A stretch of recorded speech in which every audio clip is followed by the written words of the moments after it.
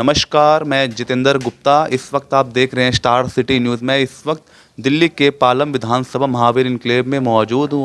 बहुत बहुत स्वागत है करण जी। धन्यवाद जितेंद्र भाई, आपका बहुत बहुत धन्यवाद। आप अपना कीमती समय निकाल कर आए हो हमारा इंटरव्यू लेने के लिए। अच्छा, मैं आपसे सर पहला सवाल कर लेता हूँ। आप जैसे इस बार चुनाव लड़े कांग्रेस से, महावीर इनक्लेव से, पहला चुनाव आप लड़े, कैसा एक्सपीरियंस रहा सर? देखो, अच्छा एक्सपीरियंस रहा, जनता ने प्यार भी दिया, लेकिन हम चुनाव लॉस कर गए। और ये ज़िंदगी का हिस्सा होता है, हर चीज़ चलती रहती है। और ये आप एक हार से ज़्यादा दुखी ना हो और एक जीत से ज़्यादा मतलब घमंड ना हो। तो ये हम फिर से प्रयत्न कर रहे हैं, जनता के बीच में जा रहे हैं, जनता के मुद्दे उठा रहे हैं और जनता के सुख में दुख में हर जो उनकी जो समस्या है, पानी की समस्या है, सीवर की समस्या और जो दूसरी समस्याएं हैं, महंगाई के मुद्दों को लेकर या दूसरे जितने भी हमारे क्षेत्र की जो समस्या है उनको लेकर हम समय समय पर जनता के बीच में जाते रहते हैं, उनके मुद्दों को उठाते रहते हैं और जनता के बीच में बने रहने की हमारी कोशिश है कि जनता के बीच में रह के जनता के नेता बन सके। सर सवाल मेरा ये भी है, अरविंदर सिंह लवली जी ने अभी एक प्रोटेस्ट किए है श्री राहुल गांधी जी को लेके, अभद्र भाषा जो भाजपा ने जो किए हैं, तो इसको लेके विरोध प्रदर्शन भी किया था सर। तो क्या संदेश देना चाह रहे हैं सर? देखो, ये कहना चाहिए राजनीति में देखो आपस में विरोधाभास होता रहता है, बीजेपी कांग्रेस, कांग्रेस बीजेपी, लेकिन इस प्रकार का मैं मतलब नक्शा दिखाना, राहुल गांधी जी को रावण का पर्यायवाची मतलब सामने खड़ा करके उनको फोटो लगाना, ये कहीं ना कहीं हड़बड़ाहट है भारतीय जनता पार्टी की।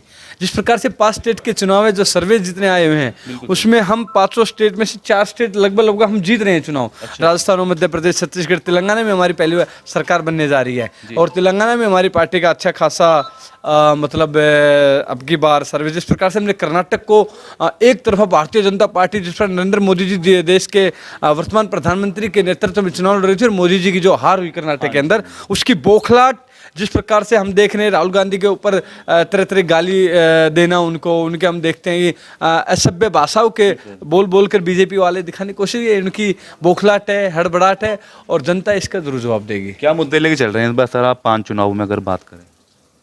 जनता का जो मुद्दे तो यही है, किसानों का मुद्दा सबसे बड़ा। तो किसानों का मुद्दा, जिस प्रकार किसान देश का दिल्ली के चारों तरफ बैठा हुआ था, कभी उनको आतंकवादी, माओवादी, खालिस्तानी, पाकिस्तानी, पता है किन किन शब्दों से उनको मतलब उनको बेइज्जत किया गया, लेकिन आखिर में सरकार को झुकना पड़ा। 1 साल के बाद उसको जो भी किसानों को बिल लेकर आया तो उसको वापस लेना पड़ा। ये कहीं ना कहीं भारतीय जनता पार्टी की हार थी। एक युवा, जिस प्रकार देश का करोड़ों युवा बेरोजगार घूम रहा है सड़कों पर।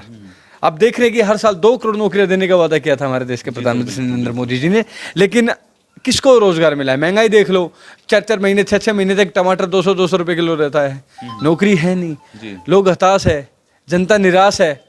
और ये लोगों को कभी कहते हैं पकौड़े की दुकान खोलो, उसकी दुकान खोलो, चाय की दुकान खोलो। अरे भैया, आप क्या कहा था आपने? 2 करोड़ नौकरियां देंगे, कहाँ है रोजगार? सबसे हमारा लक्ष्य है श्री राहुल गांधी जी को देश का प्रधानमंत्री बनाना, जो हर वर्ग, समाज, हर धर्म के, हर जाति के लोगों को साथ ले के सद्भावना की बात करे, प्यार की बात करे। ये नफरत की जो दुकान है, जो जिस प्रकार से समाज को बांटने का काम किया भारतीय जनता पार्टी ने, भाई को भाई से लड़ाने का काम किया है। हम उठा के देख लो, जैसे हरियाणा में जाटों के खिलाफ कर देते हैं, राजस्थान में गुजरों को मार देते हैं, उनके खिलाफ कर देते हैं, महाराष्ट्र में मराठों के खिलाफ, उत्तर प्रदेश बिहार में यादवों के खिलाफ माहौल बना दिया। क्या है ये देश के अंदर? और दूसरी तरफ मुसलमानों को गाली बकना। एक देश का मतलब अल्पसंख्यक समुदाय, ठीक है, आपको कुछ लोगों से दिक्कत हो सकती है, लेकिन उनका अपमान करना, उनको गालियां देना। अब देखो जिस प्रकार संसद के अंदर किस प्रकार की भाषा का प्रयोग करते हैं भारतीय जनता पार्टी के जो वर्तमान जो सांसद है, उससे उनकी बौखलाहट, उनकी हताशा, उनकी निराशा साफ साफ नजर आती है। अब जनता देश के सबसे बड़े लोकतांत्रिक पार्टी के एक लोकतंत्र में, देश का सबसे बड़ा लोकतंत्र है और उसकी सबसे बड़ी पंचायत के अंदर इस तरह की भाषा को सब प्रयोग करना, ये आपस में शोभा नहीं देता लोगों को। आपको नरम मृदुल भाषा का प्रयोग करना चाहिए। आप श्री राम को मानता, श्री राम भगवान श्री रामचंद्र जी के आचरण को, उनके व्यवहार को अपनाना चाहिए। हम से श्री राम का नारा लगाते हैं, लेकिन दूसरी तरफ दूसरों को उकसावा, उनको गाली बकते नहीं है। हमारे रामचंद्र, भगवान श्री रामचंद्र ने इसने सिखाया, उन्हें सद्भावना, प्यार। दिल्ली सर आगमन हो रहे हैं राहुल गांधी जी द्वारा भारत जोड़ो यात्रा को लेकर, जो पहले शुरुआत की थी, अब दोबारा यात्रा करने जा रहे हैं सर। तो क्या संदेश देना चाह रहे हैं आप पब्लिक? देखो, संदेश तो राहुल गांधी जी पहले 1 साल पहले दे चुके हैं और बहुत बड़ा संदेश था अपने आप में। किस प्रकार से कन्याकुमारी से निकले थे और तिनका तिनका उठाते उठाते लाखों मतलब लोग जुड़ते चले गए, लोगों का प्यार मिला, उन्होंने देश की भावना को समझा। वो देश के जिस प्रकार से, अब देखो भारत जोड़ो यात्रा खत्म कब हुई है? कहाँ हुई है? अरे थोड़े दिन पहले तो राहुल जी किसानों के बीच में सोनीपत जाते हैं, फिर करोल बाग में मोटर मैकेनिक के बीच में जाते हैं, फिर अपने आज़ादपुर मंडी में जाते हैं, फिर कुल्ली भाइयों के पास जाते हैं। तो यही तो भारत जोड़ो यात्रा है। भारत जोड़ो यात्रा का मतलब क्या है? कि लोगों को जोड़ना, जो दबा कुचला समाज है, जिसके साथ न्याय नहीं हो चुका, न्याय नहीं हो पाया अब तक, उसके सामाजिक न्याय की बात करते हैं राहुल गांधी विरोधी जी। पार्टियां कह रही कि भारत टूटा कब था जो राहुल गांधी जी भारत जोड़ो यात्रा करने जा रहे हैं। तो देखो, विरोधी पार्टियां तो कुछ भी कह सकती है, भारत तो टूटने वाली बात है, जो एक दूसरे में जो नफरत फैलाई। मैंने बताया था हरियाणा में किस प्रकार से राजनीति चल रही है, राजस्थान में क्या राजनीति की, महाराष्ट्र में क्या राजनीति, ये तोड़ने तो प्यार की राजनीति, सबको साथ ले सके। नेता का मतलब होता है जो सबको साथ ले सके, चाहे हिंदू हो, मुस्लिम हो, सिख है, ईसाई हो, किसी जाति बिरादरी का हो, चाहे अपर कास्ट, निचली कास्ट, ओबीसी, एससी, एसटी, हर जात बिरादरी को साथ ले सके, वो नेता होता है। और राहुल गांधी में वो क्षमता है कि हिंदुस्तान के एक पीछे से खड़ा हुआ वर्ग और आगे तक के वर्ग को लेकर चल सकता है साथ में। सर, गठबंधन जो बनाया था आपने इंडिया नाम से, कहीं ना कहीं आम आदमी पार्टी विफल नजर आ रही है इस समय। आप देख रहे लगातार आम आदमी पार्टी के जो वरिष्ठ नेता हैं उन पर लगातार आरोप लग रहे हैं। संजय सिंह पे आप देख रहे हैं गिरफ्तारी हुई सर, तो इस पर आप क्या कहना चाहेंगे सर? देखो, जो भी विपक्षी पार्टी के जितने भी नेता हैं, जितने भी नेता हैं विपक्षी पार्टियों के, उनके ऊपर चाहे वो कांग्रेस को या दूसरी किसी पार्टी के, ईडी, सीबीआई, ये एक किस्म से देखा जाए तो 3000 से ज़्यादा लोगों के मतलब रेड पड़ चुकी है, उसमें 99% शायद कांग्रेस के या दूसरी पार्टियों के। सत्ता पक्ष के लोग कोई भ्रष्टाचारी नहीं है। जो इनके साथ जो इनकी जो मशीन है ना, कौन सी मशीन बोलते हैं उसको, धुलाई वाली मशीन है वो, यदि या तो आप ईडी सीबीआई कि आपके ऊपर रेड पड़ेगी या फिर भारतीय जनता पार्टी में।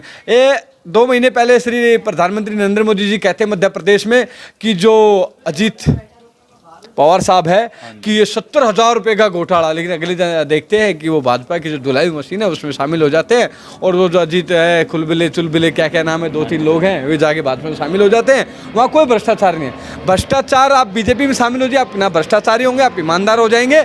और ये भारतीय जनता पार्टी जो है विपक्ष का दबाव उठने का, लोकतंत्र के लिए खतरा है।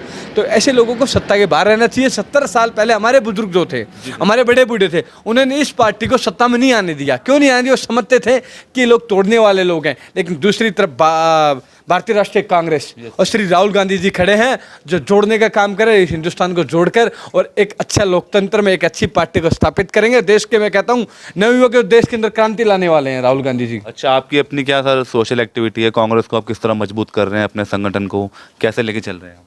देखो, हम तो जो है सबसे पहले जो भी पार्टी के हमारे कार्यक्रम आते हैं उनको जनता के बीच में लेके, आज का जो सबसे बड़ा प्लेटफॉर्म आप समझते हैं जितेंद्र भाई, सबसे बड़ा प्लेटफॉर्म है सोशल मीडिया।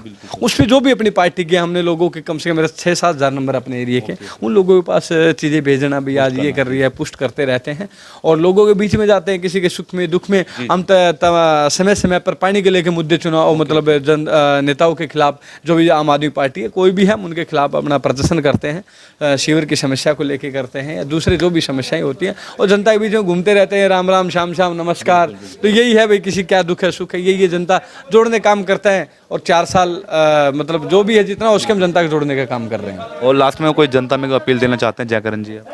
जनता से यही अपील करेंगे कि भाई हमें चुनाव जो है, राजनीति में धर्म को मत लाने दो बस, बिल्कुल नहीं आना चाहिए।